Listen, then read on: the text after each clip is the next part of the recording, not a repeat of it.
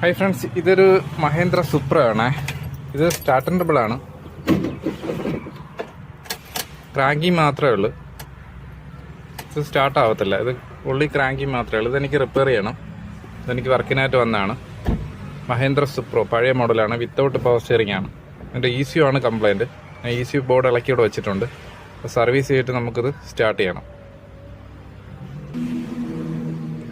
ഇതാണ് ബോർഡ്.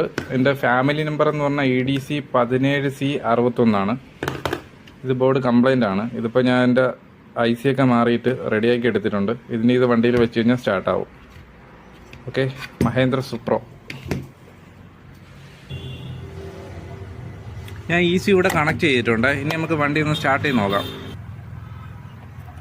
നേരത്തെ check light ഇല്ലായിരുന്നു, ഇപ്പോൾ ചെക്ക് ലൈറ്റ് ഒക്കെ വന്നിട്ടുണ്ട്. ഇനി നമുക്ക് ക്രാങ്ക് ചെയ്ത് നോക്കാം. സ്റ്റാർട്ടാവും. ഇപ്പോൾ വണ്ടി സ്റ്റാർട്ടായിട്ടുണ്ട്.